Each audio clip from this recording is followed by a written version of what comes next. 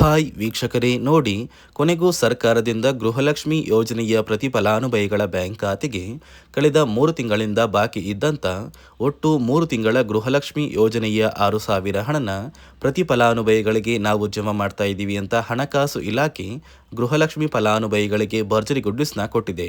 ಈಗಾಗಲೇ ಫಲಾನುಭವಿಗಳ ಬ್ಯಾಂಕ್ ಖಾತೆಗೆ ಹಣ ಜಮಾ ಆಗೋದಕ್ಕೆ ಶುರುವಾಗಿದ್ದು, ನಿಮ್ಮ ಬ್ಯಾಂಕ್ ಖಾತೆಗೆ ಹಣ ಬರುತ್ತೋ ಬರೋದಿಲ್ಲವೋ ಅಂದರೆ ಸರ್ಕಾರ ಜಾರಿಗೆ ತಂದಿರುವ ಕೆಲವು ಹೊಸ ನಿಯಮಗಳು ಮತ್ತು ಹೊಸ ಬದಲಾವಣೆಗಳನ್ನ ನೀವು ಪಾಲಿಸಿದ್ರೆ ಆದಷ್ಟು ಬೇಗ ಹಣ ಬರುತ್ತೆ. ಯಾಕಂದ್ರೆ 7ರಿಂದ 8 ಲಕ್ಷ ಮಹಿಳೆಯರಿಗೆ ಇನ್ನು ಮುಂದೆ ಗೃಹಲಕ್ಷ್ಮಿ ಹಣ ಕ್ಯಾನ್ಸಲ್ ಆಗಿದೆ. ಅದೇ ರೀತಿ ಸರ್ಕಾರದಿಂದ ಕರ್ನಾಟಕದ 27 ಜಿಲ್ಲೆಗಳನ್ನು ಆಯ್ಕೆ ಮಾಡಿದ್ದು, ಆಗಸ್ಟ್ 7 ಅಂದರೆ ಇಂದು ಶುಕ್ರವಾರ ಕರ್ನಾಟಕದ ಪ್ರತಿ ಫಲಾನುಭವಿಗಳಿಗೆ ಹಣ ಜಮಾ ಮಾಡ್ತಾ ಇದೆ. ಈ ಒಂದು ಹಣ ಯಾರಿಗೆಲ್ಲ ಜಮಾ ಆಗುತ್ತೆ, ಯಾರಿಗೆಲ್ಲ ಕ್ಯಾನ್ಸಲ್ ಆಗುತ್ತೆ ಅಂತ ನಾನು ನಿಮಗೆ ಈ ಒಂದು ವಿಡಿಯೋದಲ್ಲಿ ಸಂಪೂರ್ಣವಾಗಿ ತಿಳಿಸ್ಕೊಡ್ತಾ ಇದ್ದೀನಿ. ಅದಕ್ಕಿಂತ ಮೊದಲು ನೀವು ನನ್ನ ಚಾನಲ್ನ ಸಬ್ಸ್ಕ್ರೈಬ್ ಆಗಿಲ್ಲ ಅಂದರೆ ದಯವಿಟ್ಟು ಪ್ರತಿಯೊಬ್ಬರು ಚಾನಲ್ನ ಸಬ್ಸ್ಕ್ರೈಬ್ ಮಾಡಿಕೊಂಡು ಹಾಗೆ ವಿಡಿಯೋಗೆ ಒಂದು ಲೈಕ್ನ ಕೊಡಿ.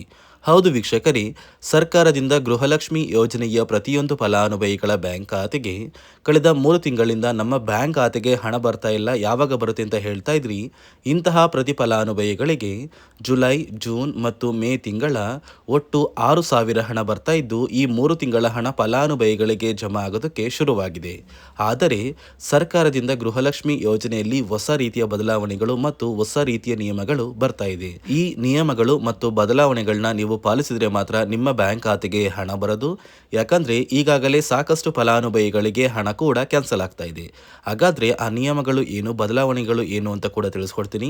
ಅದಕ್ಕಿಂತ ಮೊದಲು ನೋಡಿ ವೀಕ್ಷಕರೇ, ಸರ್ಕಾರದಿಂದ ಕರ್ನಾಟಕದ 27 ಜಿಲ್ಲೆಗಳನ್ನು ಆಯ್ಕೆ ಮಾಡಿ ಒಟ್ಟು 3 ತಿಂಗಳ 6,000 ಹಣನ ಜಮಾ ಮಾಡ್ತಾ ಇದ್ದು, ಆಗಸ್ಟ್ 7 ಶುಕ್ರವಾರದಿಂದ ಕರ್ನಾಟಕದ 27 ಜಿಲ್ಲೆಗಳಿಗೆ ಹಣ ಬರ್ತಾ ಇದ್ದು, ಆ ಒಂದು ಜಿಲ್ಲೆಗಳ ಹೆಸರು ಬಾಗಲಕೋಟೆ, ಬೆಳಗಾವಿ, ವಿಜಯಪುರ, ಧಾರವಾಡ, ಗದಗ, ಹಾವೇರಿ, ಉತ್ತರ ಕನ್ನಡ, ಚಾಮರಾಜನಗರ, ಚಿಕ್ಕಮಗಳೂರು, ದಕ್ಷಿಣ ಕನ್ನಡ, ಹಾಸನ, ಕೊಡಗು, ಮಂಡ್ಯ, ಮೈಸೂರು, ಉಡುಪಿ, ತುಮಕೂರು, ಶಿವಮೊಗ್ಗ, ಕೋಲಾರ, ದಾವಣಗೆರೆ, ಚಿತ್ರದುರ್ಗ, ಚಿಕ್ಕಬಳ್ಳಾಪುರ, ರಾಮನಗರ, ಬೆಂಗಳೂರು ಗ್ರಾಮಾಂತರ, ಬೆಂಗಳೂರು ನಗರ, ಬಳ್ಳಾರಿ, ಬೀದರ್, ಕಲಬುರಗಿ, ಕೊಪ್ಪಳ, ರಾಯಚೂರು, ಯಾದಗಿರಿ, ವಿಜಯನಗರ ಹೀಗೆ ಸರ್ಕಾರ ಒಟ್ಟು 3 ತಿಂಗಳ 6,000 ಗೃಹಲಕ್ಷ್ಮಿ ಹಣನ ಕರ್ನಾಟಕದ ಪ್ರತಿಯೊಂದು ಜಿಲ್ಲೆಗಳ ಫಲಾನುಭವಿಗಳಿಗೆ ಜಮಾ ಮಾಡ್ತಾ ಇದೆ.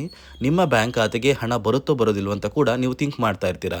ಹಾಗಾದರೆ ಸರ್ಕಾರದಿಂದ ಏನೆಲ್ಲ ಬದಲಾವಣೆಗಳು ಮತ್ತು ಏನೆಲ್ಲ ನಿಯಮಗಳು ಬಂದಿದ್ದು, ಯಾರಿಗೆಲ್ಲ ಹಣ ಕ್ಯಾನ್ಸಲ್ ಆಗ್ತಾ ಇದೆ ಅಂತ ಕೂಡ ತಿಳಿಸ್ಕೊಡ್ತಾ ಇದ್ದೀನಿ. ನೋಡಿ ವೀಕ್ಷಕರೇ, ಮೊದಲು ಸರ್ಕಾರ ಯಾವ ಕಾರಣಕ್ಕೆ ಗೃಹಲಕ್ಷ್ಮಿ ಯೋಜನೆಗೆ ಹೊಸ ರೀತಿಯ ಒಂದು ನಿಯಮಗಳನ್ನ ತಂದಿದೆ ಅಂದರೆ, ಇಲ್ಲಿ ಗೃಹಲಕ್ಷ್ಮಿಯಲ್ಲಿ ಸುಮಾರು 6ರಿಂದ 7 ಲಕ್ಷಕ್ಕಿಂತ ಅಧಿಕ ಮಹಿಳೆಯರ ಹತ್ರ ಒಂದು ವೋಟರ್ ಐ ಡಿ ಕಾರ್ಡ್ ಇಲ್ಲ. ಅಂದರೆ ವೋಟರ್ ಐ ಡಿ ಇಲ್ಲ ಅಂದರೂ ಕೂಡ ಅವರು ಸರ್ಕಾರದಿಂದ ಬರುವ ಗೃಹಲಕ್ಷ್ಮಿ ಹಣನ ಪಡಿತಾ ಇದ್ದಾರೆ. ಮತ್ತು ಸಾಕಷ್ಟು ಫಲಾನುಭವಿಗಳ ಒಂದು ಬ್ಯಾಂಕ್ ಖಾತೆ ಏನಿದೆ, ಆ ಒಂದು ಬ್ಯಾಂಕ್ ಖಾತೆ ಹೊರ ರಾಜ್ಯದ ಬ್ಯಾಂಕ್ ಖಾತೆ ಆಗಿದೆ.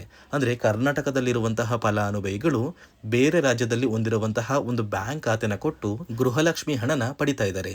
ಅದೇ ರೀತಿ ಸಾಕಷ್ಟು ರೀತಿಯ ಹೊಸ ಬದಲಾವಣೆಗಳು ಯಾವ ಕಾರಣಕ್ಕೆ ಬರ್ತಾ ಇದೆ ಅಂದರೆ, ಗೃಹಲಕ್ಷ್ಮಿ ಯೋಜನೆಯಲ್ಲಿ ಅರ್ಹವಿರುವ ಫಲಾನುಭವಿಗಳಿಗೆ ಅಂದರೆ ಕರ್ನಾಟಕದವರಾಗಿದ್ದು, ಕರ್ನಾಟಕದಲ್ಲೇ ವೋಟರ್ ಐ ಡಿನ ಹೊಂದಿದ್ದು, ಕರ್ನಾಟಕದ ಫಲಾನುಭವಿಗಳಾಗಿದ್ದು, ಇವರ ಬ್ಯಾಂಕ್ ಖಾತೆಗೆ ಹಣ ತಲುಪಬೇಕು. ಬೇರೆ ಫಲಾನುಭವಿಗಳಿಗೆ ಯಾವುದೇ ಕಾರಣಕ್ಕೂ ಹಣ ತಲುಪಬಾರದು ಅಂತ ಸರ್ಕಾರ ನಿರ್ಧಾರ ಮಾಡಿದೆ. ಇದೇ ಕಾರಣಕ್ಕೆ ಸಾಕಷ್ಟು ಫಲಾನುಭವಿಗಳು ಗೃಹಲಕ್ಷ್ಮಿ ಯೋಜನೆಯ ಒಂದು ಅರ್ಹರ ಪಟ್ಟಿಯಿಂದ ಕ್ಯಾನ್ಸಲ್ ಆಗ್ತಾ ಇದ್ದಾರೆ. ನಿಮ್ಮ ಒಂದು ಮನೆ ಬಾಗಿಲಿಗೆ ಸರ್ಕಾರದಿಂದ ಅಧಿಕಾರಿಗಳು ಬರ್ತಾರೆ. ಸೊ ಸರ್ಕಾರ ಗೃಹಲಕ್ಷ್ಮಿ ಮರುನೋಂದಣಿಗೆ ಒಂದು ಅಪ್ಲಿಕೇಶನ್ ಕೂಡ ಕೊಟ್ಟಿದ್ದಾರೆ. ಅಂದರೆ ಮೊಬೈಲಲ್ಲೇ ಆ ಒಂದು ಅಧಿಕಾರಿಗಳು ನಿಮ್ಮ ಮನೆ ಬಾಗಿಲಿಗೆ ಬಂದು ನಿಮ್ಮ ದಾಖಲಾತಿಗಳಾದ ರೇಷನ್ ಕಾರ್ಡ್, ಆಧಾರ್ ಕಾರ್ಡ್ ಮತ್ತು ವೋಟರ್ ಐ ಡಿ ಇದೀಗ ಕಡ್ಡಾಯ ಮಾಡಿದೆ. ಅದೇ ರೀತಿ ಜಾತಿ ಪ್ರಮಾಣ ಪತ್ರ ಬೇಕಾಗುತ್ತಂತ ನೀವು ಕೇಳಿದ್ರೆ, ಸದ್ಯಕ್ಕೆ ಸರ್ಕಾರ ಯಾವುದೇ ರೀತಿಯ ಜಾತಿ ಪ್ರಮಾಣ ಪತ್ರನ ಕೇಳ್ತಾ ಇಲ್ಲ. ಬದಲಿಗೆ ನಿಮ್ಮ ಒಂದು ಪತಿಯ ಆಧಾರ್ ಕಾರ್ಡ್, ನಿಮ್ಮ ಒಂದು ವೋಟರ್ ಐ ಡಿ ಮತ್ತು ನಿಮ್ಮ ಒಂದು ಮನೆಯ ರೇಷನ್ ಕಾರ್ಡ್ನ ಕೊಟ್ಟು ನೀವು ಗೃಹಲಕ್ಷ್ಮಿಗೆ ಮರು ನೋಂದಣಿನ ಮಾಡ್ಕೋಬೇಕು.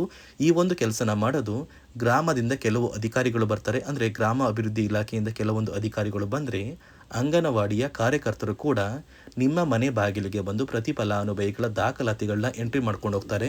ಸೊ ಆ ಒಂದು ಫಲಾನುಭವಿಗಳು ಎಂಟ್ರಿ ಮಾಡಿದ ನಂತರ ಸರ್ಕಾರದಿಂದ ನಿಮಗೆ ಒಂದು ನೋಟಿಫಿಕೇಶನ್ ಬರುತ್ತೆ. ನಿಮ್ಮ ಮೊಬೈಲ್ ನಂಬರ್ ಏನಿದೆ ಆ ಒಂದು ಮೊಬೈಲ್ ನಂಬರ್ಗೆ ಒಂದು ಮೆಸೇಜ್ ಬರುತ್ತೆ. ಅಂದರೆ ನಿಮ್ಮ ಗೃಹಲಕ್ಷ್ಮಿ ಮರು ನೋಂದಣಿ ಅರ್ಜಿನ ನಾವು ಸ್ವೀಕಾರ ಮಾಡಿದ್ದೀವಿ ಮತ್ತು ಮುಂದಿನ ದಿನಗಳಲ್ಲಿ ನಿಮ್ಮ ಒಂದು ಗೃಹಲಕ್ಷ್ಮಿ ಹಣನ ನಿಮ್ಮ ಬ್ಯಾಂಕ್ ಖಾತೆಗೆ ಜಮಾ ಮಾಡ್ತೀವಿ ಅಂತ ಸರ್ಕಾರದಿಂದಲೇ ಒಂದು ಮೆಸೇಜ್ನ ಕಳಿಸ್ತಾರೆ. ಆದರೆ ನೀವು ನಿಮ್ಮ ಮೊಬೈಲ್ ನಂಬರ್ನ ಆಕ್ಟಿವ್ ಆಗಿರುವಂತಹ ಮೊಬೈಲ್ ನಂಬರ್ನ ಕೊಡಬೇಕು. ಯಾಕಂದರೆ ನಿಮ್ಮ ಬ್ಯಾಂಕ್ ಖಾತೆಗೆ ಲಿಂಕ್ ಆಗಿರುವಂತಹ ಮೊಬೈಲ್ ನಂಬರ್ ಬೇರೆ ಇರುತ್ತೆ ಮತ್ತು ನೀವು ಹೊಂದಿರುವಂತಹ ಒಂದು ಮೊಬೈಲ್ ನಂಬರ್ ಬೇರೆ ಇರುತ್ತೆ. ಇದೇ ಕಾರಣಕ್ಕೆ ಕರೆಕ್ಟಾಗಿರುವಂತಹ ಒಂದು ಮೊಬೈಲ್ ನಂಬರ್ನ ಕೊಟ್ಟರೆ ಆದಷ್ಟು ಬೇಗ ನೀವು ಮರು ಅರ್ಜಿನ ಹಾಕಿ ಗೃಹಲಕ್ಷ್ಮಿ ಹಣನ ಪಡ್ಕೋಬೋದು. ಅದೇ ರೀತಿ ನೀವು ಹೊಂದಿರುವ ಬ್ಯಾಂಕ್ ಖಾತೆ ಏನಿದೆ ಆ ಒಂದು ಬ್ಯಾಂಕ್ ಖಾತೆನ ನೀವು ಆ್ಯಕ್ಟಿವ್ ಆಗಿ ಇಟ್ಕೋಬೇಕು. ಅಂದರೆ ಯಾವುದೇ ರೀತಿಯ ಒಂದು ವಹಿವಾಟನ್ನು ನಡೆಸ್ತಾ ಇಲ್ಲ ಅಂದರೆ ನಿಮ್ಮ ಒಂದು ಬ್ಯಾಂಕ್ ಖಾತೆಗೆ ಗೃಹಲಕ್ಷ್ಮಿ ಹಣ ಖಂಡಿತವಾಗಿಯೂ ಬರೋದಿಲ್ಲ. ಅದೇ ರೀತಿ ನೋಡಿ ವೀಕ್ಷಕರೇ, ನಿಮ್ಮ ಮನೆಯ ಕುಟುಂಬರು ಅಂದರೆ ಗೃಹಲಕ್ಷ್ಮಿ ಯೋಜನೆಯ ಒಂದು ಸದಸ್ಯ ಏನಾರು ಮರಣ ಹೊಂದಿದ್ದು ಅವರ ಬದಲಾಗಿ ನೀವು ಅಪ್ಲಿಕೇಶನ್ ಹಾಕ್ತೀವಿ ಅಂದರೆ ಅದು ಸಾಧ್ಯವಿಲ್ಲ. ಯಾಕಂದರೆ ನಿಮ್ಮ ಒಂದು ರೇಷನ್ ಕಾರ್ಡಲ್ಲಿ ಮನೆಯ ಯಜಮಾನಿ ಯಾರಿರ್ತಾರೆ ಅವರೇ ಮಾತ್ರ ಗೃಹಲಕ್ಷ್ಮಿ ಯೋಜನೆಗೆ ಅರ್ಹರಾಗಿರ್ತಾರೆ. ಒಂದು ವೇಳೆ ಮನೆಯ ಸದಸ್ಯರು ಯಜಮಾನಿಯಾಗಿದ್ದು ಅವರು ಮರಣ ಹೊಂದಿದರೆ ನೀವು ಗೃಹಲಕ್ಷ್ಮಿ ಯೋಜನೆಗೆ ಅಪ್ಲಿಕೇಶನ್ ಹಾಕೋದಕ್ಕೆ ಆಗೋದಿಲ್ಲ. ಮೊದಲು ನಿಮ್ಮ ಮನೆಯಲ್ಲಿ ಇರುವಂತಹ ಒಂದು ಹೆಣ್ಣು ಮಗಳು ಅಂದರೆ ಮಹಿಳೆ, ನಿಮ್ಮ ಒಂದು ಪತ್ನಿ ಇರ್ಬೋದು ಅಥವಾ ನಿಮ್ಮ ಒಂದು ತಾಯಿ ಇರ್ಬೋದು, ಅವ್ರನ್ನ ಮನೆಯ ಯಜಮಾನಿ ನೀವು ಮಾಡಬೇಕಾಗುತ್ತೆ. ಸೊ ಮನೆಯ ಯಜಮಾನಿ ಮಾಡಿದ ನಂತರ ಮಾತ್ರ ನೀವು ಗೃಹಲಕ್ಷ್ಮಿಯ ಸೌಲಭ್ಯನ ಪಡ್ಕೋಬೋದು. ಒಂದು ವೇಳೆ ನೀವು ಗೃಹಲಕ್ಷ್ಮಿಗೆ ಹೊಸದಾಗಿ ಅರ್ಜಿ ಹಾಕಬೇಕು ಅಂದರೆ ಇದೀಗ ಸರ್ಕಾರ ಅದಕ್ಕೂ ಕೂಡ ಕರ್ನಾಟಕ ಒನ್, ಗ್ರಾಮ ಒನ್ ಅಥವಾ ಬೆಂಗಳೂರು ಒನ್ ಸೇವಾ ಕೇಂದ್ರದಲ್ಲಿ ಅವಕಾಶ ಮಾಡಿಕೊಟ್ಟಿದೆ. ಆದರೆ ಮೊದಲ ಥರ ಇವಾಗ ನೀವು ಅರ್ಜಿನ ಹಾಕೋದಕ್ಕೆ ಆಗೋದಿಲ್ಲ. ಬದಲಿಗೆ ನಿಮ್ಮ ರೇಷನ್ ಕಾರ್ಡ್ನ ತೊಗೊಂಡೋಗ್ಬೇಕು, ನಿಮ್ಮ ಆಧಾರ್ ಕಾರ್ಡ್ನ ತೊಗೊಂಡೋಗ್ಬೇಕು, ನಿಮ್ಮ ಒಂದು ಪತಿಯ ಆಧಾರ್ ಕಾರ್ಡ್ನ ಕೂಡ ತೊಗೊಂಡೋಗ್ಬೇಕಾಗುತ್ತೆ. ನಿಮ್ಮ ವೋಟರ್ ಐ ಡಿ ಕೂಡ ಕಡ್ಡಾಯವಾಗುತ್ತೆ. ನಿಮ್ಮ ವೋಟರ್ ಐ ಡಿ ನಿಮ್ಮ ಹತ್ರ ಇದ್ದರೆ ಮಾತ್ರ ನೀವು ಗೃಹಲಕ್ಷ್ಮಿ ಯೋಜನೆಯ ಒಂದು ಅರ್ಹತೆಯನ್ನು ಪಡ್ಕೋತೀರಾ. ಒಂದು ವೇಳೆ ವೋಟರ್ ಐ ಡಿ ಇಲ್ಲ, ರೇಷನ್ ಕಾರ್ಡ್ ಇದೆ, ಆಧಾರ್ ಕಾರ್ಡ್ ಇದೆ ಅಂದರೆ ಇನ್ನು ಮುಂದೆ ನಿಮ್ಮ ಬ್ಯಾಂಕ್ ಖಾತೆಗೆ ಸರ್ಕಾರ ಗೃಹಲಕ್ಷ್ಮಿ ಹಣನ ಖಂಡಿತವಾಗಿಯೂ ಜಮಾ ಮಾಡೋದಿಲ್ಲ. ಯಾಕಂದರೆ ಪ್ರತಿ ವರ್ಷವೂ ಕೂಡ ಸರ್ಕಾರ ವೋಟರ್ ಐ ಡಿನ ಬಿಡುಗಡೆ ಮಾಡುತ್ತೆ, ಅಂದರೆ ವೋಟರ್ ಲಿಸ್ಟ್ನ ಬಿಡುಗಡೆ ಮಾಡುತ್ತೆ. ಈ ಒಂದು ಲಿಸ್ಟಲ್ಲಿ ಕೆಲವು ಫಲಾನುಭವಿಗಳ ಒಂದು ಹೆಸರನ್ನ ಕ್ಯಾನ್ಸಲ್ ಮಾಡುತ್ತೆ. ಒಂದು ವೇಳೆ ನಿಮ್ಮ ವೋಟರ್ ಐ ಡಿ ಏನಾದರೂ ಕ್ಯಾನ್ಸಲ್ ಆಗಿದ್ದರೆ ನಿಮ್ಮ ಬ್ಯಾಂಕ್ ಖಾತೆಗೆ ಗೃಹಲಕ್ಷ್ಮಿ ಹಣನ ಸರ್ಕಾರ ಕ್ಯಾನ್ಸಲ್ ಮಾಡುತ್ತೆ. ಈ ಕೂಡಲೇ ನೀವು ನಿಮ್ಮ ದಾಖಲಾತಿಗಳು ಎಲ್ಲ ಕೂಡ ಸರಿ ಇದೆ ಅಂತ ತಿಳ್ಕೊಳ್ಳಿ. ಹಾಗಾದರೆ ಮಾತ್ರ ನೀವು ಗೃಹಲಕ್ಷ್ಮಿ ಯೋಜನೆಗೆ ಅರ್ಹರಾಗಿರ್ತೀರಾ. ಸರ್ಕಾರ ಯಾವ ಕಾರಣಕ್ಕೆ ಈ ರೀತಿಯ ಹೊಸ ಬದಲಾವಣೆಗಳನ್ನ ತರ್ತಾ ಇದೆ ಅಂದರೆ ಇಲ್ಲಿಯವರೆಗೂ ಸುಮಾರು 60 ಕೋಟಿಗಿಂತ ಅಧಿಕ ಮೊತ್ತನ ಸರ್ಕಾರ ನಷ್ಟ ಮಾಡಿಕೊಂಡಿದೆ. ಅಂದರೆ ಫಲಾನುಭವಿಗಳು ನಮ್ಮ ಕರ್ನಾಟಕದವರೇ ಅಲ್ಲ, ಅಂತಹ ಫಲಾನುಭವಿಗಳಿಗೂ ಕೂಡ ಸರ್ಕಾರದಿಂದ ಹಣ ಹೋಗಿದೆ ಮತ್ತು ಸಾಕಷ್ಟು ಫಲಾನುಭವಿಗಳು ಮರಣ ಹೊಂದಿದ್ದಾರೆ. ಅಂತಹ ಫಲಾನುಭವಿಗಳಿಗೂ ಕೂಡ ಹಣ ಹೋಗ್ತಾ ಇದೆ ಮತ್ತು ಫಲಾನುಭವಿಗಳು ಹೊಂದಿರುವ ಬ್ಯಾಂಕ್ ಖಾತೆ ಕೂಡ ಆ್ಯಕ್ಟಿವ್ ಇಲ್ಲ. ಅಂತಹ ಫಲಾನುಭವಿಗಳಿಗೂ ಕೂಡ ಹಣ ಹೋಗಿದೆ ಮತ್ತು ಸಾಕಷ್ಟು ಫಲಾನುಭವಿಗಳು ಏನು ಮಾಡಿದ್ದಾರೆ ಅಂದರೆ ಅವರ ಮನೆ ಕುಟುಂಬದ ಯಜಮಾನಿ ಅಂದರೆ ಹೆಡ್ ಆಫ್ ದ ಫ್ಯಾಮಿಲಿ ಇರ್ತಾರಲ್ಲ, ಸೊ ಆ ಒಂದು ಮಹಿಳೆ ಮರಣ ಹೊಂದಿರ್ತಾರೆ.